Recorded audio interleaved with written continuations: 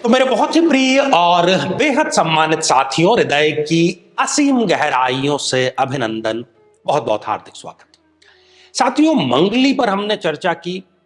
हर एक भाव में जहां पर भी मंगली कुंडली बनती है उसके बारे में हमने चर्चा की। डबल और ट्रिपल मंगली कब होता है इसके बारे में भी हमने चर्चा की। तो एक कमेंट को आधार बना करके हम एक चर्चा को आज आगे बढ़ाना चाहते हैं, और खास तौर पर स्त्री जातकों के लिए, कन्या जातकों के लिए ये बहुत काम का एपिसोड है, तो उनको जरूर पूरा देखना चाहिए। ये दीक्षा श्रीवास्तव जी का हमें ये कमेंट मिला है, और इन्होंने ये लिखा है कि गुरुजी मेरे 8th हाउस में, ये 8वां हाउस होता है 8th, क्योंकि यहां से कुंडली का प्रारंभ है। तो 1 2 3 4 5 6 7 और 8, ठीक है। मंगल, राहु और शनि तीनों इनके इस अष्टम भाव में है। तो मंगली को राहु का साथ मिलने से एक तो अंगारक योग जो है वो बन गया, और शनि का साथ मिल गया, तो ये एक वर्स्ट पोजीशन, एक सबसे बुरी स्थिति यहां पर बन गई है। मैरिज लाइफ को लेकर के बहुत परेशान है, क्या इनको करना चाहिए। साथियों, सबसे पहले इन्होंने मंगल की चर्चा की, तो मंगल यहां पर अष्टम भाव में बहुत ही दुखद स्थिति देता है। जो ससुराल पक्ष है वो इस कन्या के साथ में शत्रुवत व्यवहार करता है। ससुराल से इनको मृत्यु तुल्य कष्ट मिलता है। जो जातिका है उसके मन में यह ख्याल आता है कि यदि इसी प्रकार का ससुराल मुझे मिलना था तो मेरी विवाह ही क्यों संपन्न हुआ, इसी प्रकार के दिन यदि देखने थे तो फिर यह जीवन ही मुझे क्यों प्राप्त हुआ। झूठे आरोपों का सामना ससुराल पक्ष से ऐसी जो कन्या है उनको करना पड़ता है।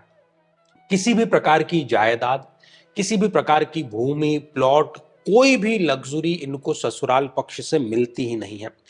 इवन यहां पर हम देखें तो मायके से भी इस कन्या को किसी प्रकार का कोई विशेष सपोर्ट जो है वो नहीं मिलता। यदि ये अपनी तरफ से कोई साहसिक कदम लेती भी है, कोई रिस्क उठाती भी है, तो उसका भी इनको फ्रूटफुल जो रिजल्ट है वो नहीं मिलता। कुल मिलाकर के युद्ध की, कलह की स्थितियों का यहां पर इस अष्टम भाव के मंगल का होना जो है वो इसको साबित करता है। और अननेसेसरी क्रोध, चिड़चिड़ापन व्यवहार में इस कन्या के आ जाता है। रक्त से संबंधित कोई ना कोई विकार यहां पर बैठा हुआ मंगल जो है वो जरूर देता है। मंगल यहां से अपनी चौथी दृष्टि से इस इच्छा पूर्ति के भाव को देख रहा है, तो विवाह के बाद कोई भी इच्छा इस कन्या की पूरी होती ही नहीं। सातवीं दृष्टि से मंगल ने इस द्वितीय भाव को देखा, तो जो वाणी है उस वाणी पर कन्या का कंट्रोल नहीं होता है। चाहते हुए भी वो अपनी वाणी पर कंट्रोल नहीं रख पाती है। और आठवीं दृष्टि से मंगल ने इस भाव को देखा, ये महत्वाकांक्षा का भाव है, एम्बिशन का भाव है। तो जो भी महत्वाकांक्षा थी अपने करियर को लेकर के, अपने जीवन साथी को लेकर के, उन सब का भी इनको सरेंडर करना पड़ता है। ये मेहनत का भी भाव है, तो जितनी भी ये मेहनत करते हैं वो भी हम कहें कि वो कुएं में ही इन्होंने डाली है, तो किसी भी प्रकार का जो यहां पर है वो दिक्कत परेशानी ये कहने में हमें नहीं होनी चाहिए।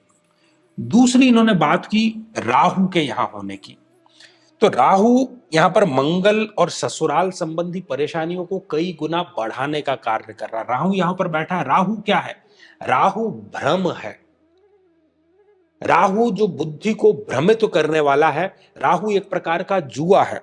तो इनके लिए विवाह क्या साबित हुआ? एक जुआ ही साबित हुआ, एक बहुत बड़ा धोखा इनके लिए साबित हुआ। और कहीं ना कहीं शरीर में किसी भाग में इन्फेक्शन यहां पर शादी के बाद में भी व्यक्ति को यहां पर जरूर मिलते हुए देखा गया है।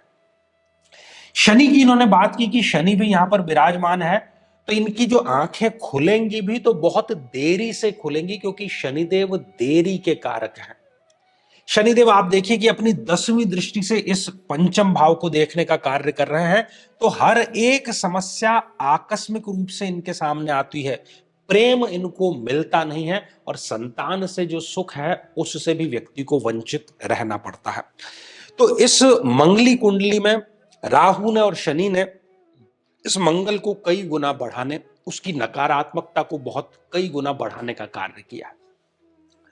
ये तो समस्या की बात हो गई, आप भी अपनी कुंडली देख करके इसका विश्लेषण कर सकते हैं।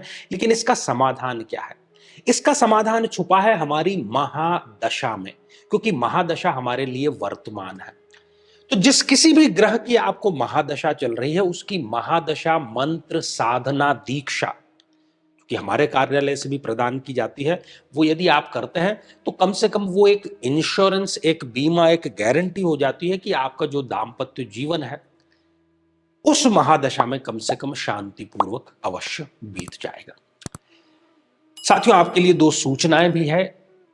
एक तो यही कि हमारे जोधपुर कार्यालय में प्रतिदिन सायंकाल 5 बजे समस्या समाधान शिविर और आध्यात्मिक चर्चा का आयोजन होता है, जो कि ऑफलाइन है। उसमें यदि आप भाग लेना चाहें तो आपका स्वागत है। दूसरा, यदि आप चाहते हैं कि आपकी कुंडली का भी विश्लेषण हो, समस्या का समाधान हो, समस्या की जड़ तक जाकर के उसके समाधान को खोजा जाए, तो आगामी समय में मैं स्वयं इन शहरों में उपस्थित रहूंगा। आप समय लेकर के मिल सकते हैं या फिर आप टेलीफोनिक अपॉइंटमेंट से भी जुड़ सकते हैं। तो साथियों, आज के लिए केवल इतना ही, और इसी मंगल कामना के साथ में कि आप सभी स्वस्थ, समृद्ध और शांतिपूर्वक जीवन व्यतीत करें। नमस्कार।